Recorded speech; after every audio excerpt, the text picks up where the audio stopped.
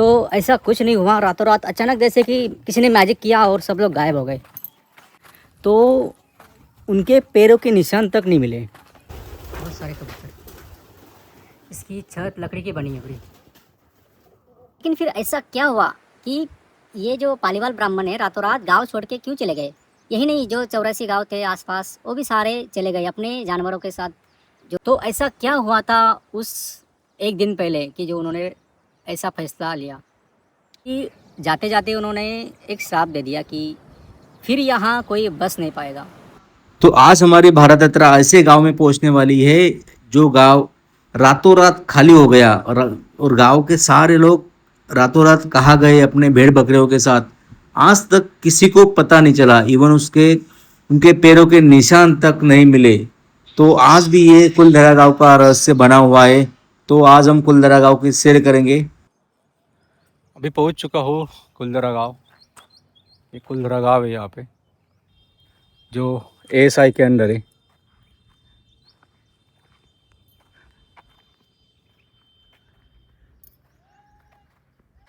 तो ये main gate है यहाँ का।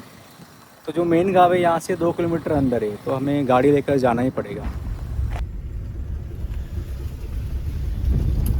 तो एंटर करते ही ये आपका जो मेन गांव है थोड़ा सा आगे है यहाँ से, बस एंट्री गेट बनाया गया है। ये कैक्टस गार्डन है राइट साइड में, और यहाँ पे जानकारी लिखी गई है। तो ये मेन गेट से एंटर करते ही ये पहला घर आता है। ये बस दीवारें बची है, इसकी छत बची है यहाँ। बहुत सारे कबूतर, इसकी छत लकड़ी की बनी है पूरी। पालीवाल ब्राह्मण जो थे वो बहुत संपन्न थे, उनके पास बहुत पैसा था, मतलब सबसे अमीर गांव था। ये पालीवाल ब्राह्मणों ने ये गांव बसाया, और इसके साथ साथ ही 84 गांव आसपास बसाया। तो वो सारे 84 गांव एक साथ सब गांव छोड़ के चले गए अचानक रातों रात। तो ये उनका ऐसा घर है।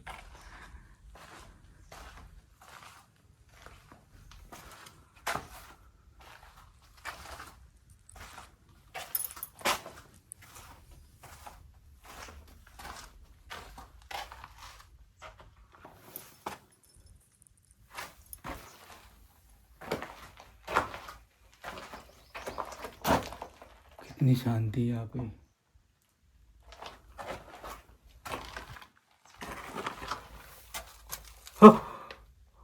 डर गया मैं।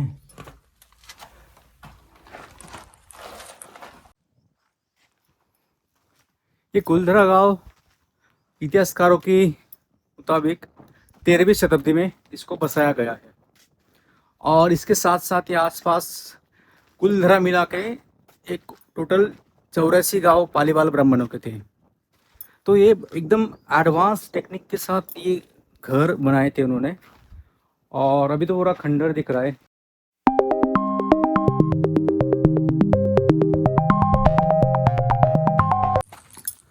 तो ये गांव खाली कब हुए ऐसा एक्चुअल परफेक्ट डेट नहीं मिलती, लेकिन लोग बताते कि 1825 में ये सब गांव खाली हो गए।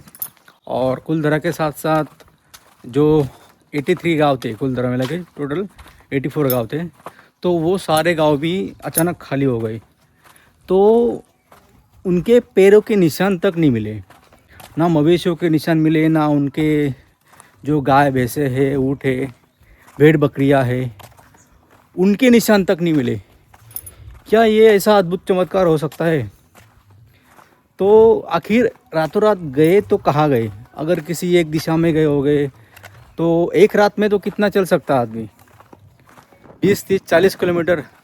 तो दूसरे गांव में तो पता चलेगा। तो ऐसा कुछ नहीं हुआ, रातों रात अचानक जैसे कि किसी ने मैजिक किया और सब लोग गायब हो गए। तो आज भी ये रहस्य बना है, आज तक किसी को पता नहीं कि इतने सारे लोग अपने जानवरों को साथ, मतलब हज़ारों लोग कहाँ गए, किसी को पता नहीं। तो ये गाँव वाला का छोटा सा हनुमान जी का मंदिर है, और हनुमान जो मंदिर की दीवारें तो खड़ी है लेकिन ऊपर छत नहीं है। ये मेन यहाँ पे गाड़ी रुकती है, यहाँ से लोग जाते हैं। यहाँ पे गाड़ी पार्किंग का एरिया है। और ये कहा जाता है कि ये मुखिया का घर था। और इधर ही मंदिर है। तो ये गांव का मुखिया का घर है, उसको बाद में गवर्नमेंट ने रिनोवेट किया है। कहा जाता है कि इन्हीं की बेटी की वजह से पूरा गांव खाली हो गया। उनके कुछ सामान रखने के लिए जगह,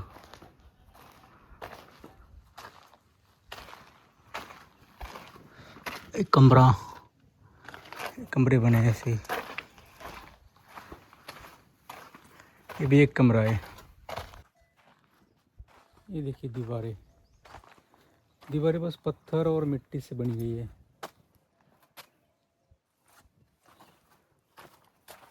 पूरा सुनसान लग रहा है। बीच में पेड़ उगे हैं।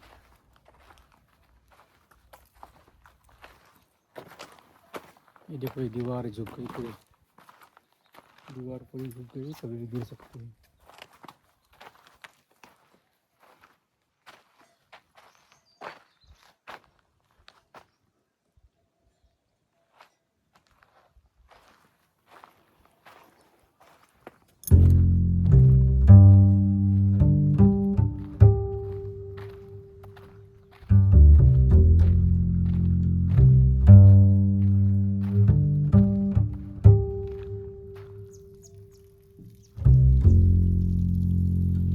सुनसान पड़े घर। और वो जो दूर दिख रहे हैं उधर भी, उस साइड में भी घर ऐसे ही सुनसान पड़े हैं।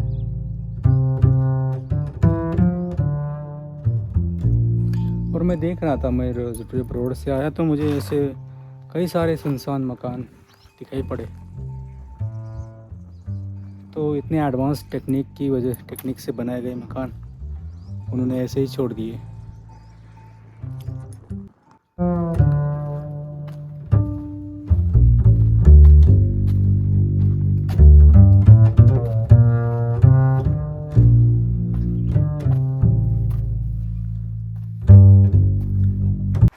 भले ही ये गांव छोड़े हुए लोगों को 200-250 साल हुए वो, लेकिन ये जो दीवारें हैं ये तकरीबन 13वीं शताब्दी की है। मतलब इसको 700-800 साल हो गए दीवारों को। तो 700-800 साल बाद तो ये गिरना ही है। और कितना रहेगा, बस पत्थरों से बना हुआ है ये मकान, कभी भी गिर सकता है।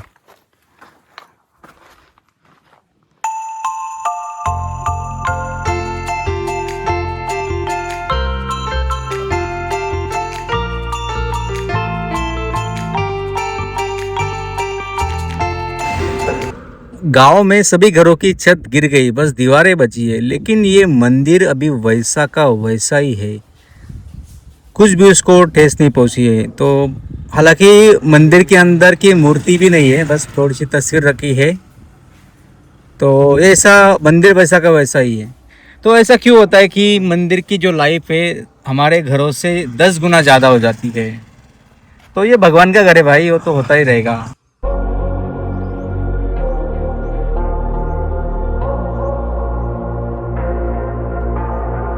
Say it louder, say it louder.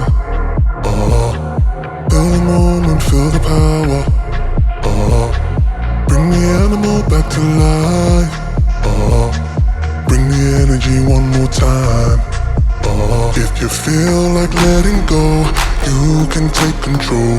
You can turn this all to something beautiful where you feel life gets you down, down, down, gets you down, down, down. Say it louder, say it louder. Feel the moment, feel the power. Bring the animal back to life. तो ये घर के शायद मुखिया का घर है, उनके घर की छत है। और बस वही एक छत बची है गांव में पूरी। तो छत से गांव ऐसा दिखता है। सामने एक मंदिर है और मतलब बस इक्का दुक्का घर की छत बची है, बाकी सब दीवारें, पत्थरों की दीवारें खंडर बन चुकी है। और ये जो छत है भी कभी भी टूट सकती है। देखो इसका एक लकड़ी निकल गया है। तो यहाँ पे अभी खड़ा रहना थोड़ा सा रिस्की लग रहा है, जल्द से जल्द नीचे जाना पड़ेगा। एंट्री होती है और ये बड़ा सा ऐसा हॉल है। इसके बाद यहाँ पे एक छोटा सा दिखाई दे रहा है, शायद ये वॉशरूम वगैरह होगा।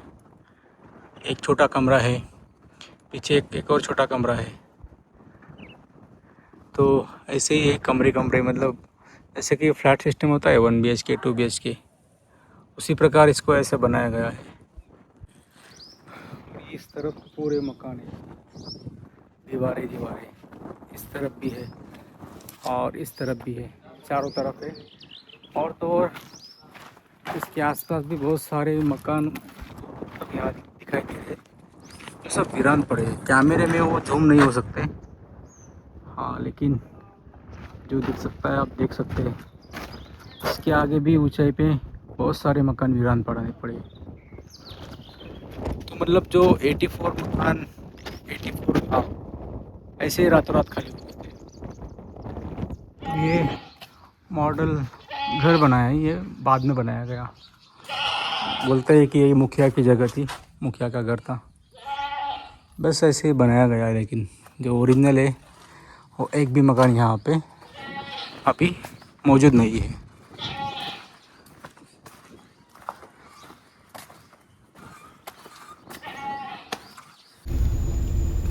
यहाँ से कुलधरा पग बावड़ी है, इधर जाना पड़ेगा इस रास्ते से। तो ये उनकी उस समय की बावड़ी उन्होंने बनाई थी एडवांस तरीके से पानी स्टोर करने के लिए। तो यहाँ से वो पीने के लिए पानी इस्तेमाल करते थे, जानवरों के लिए पीने के लिए पानी इस्तेमाल करते थे।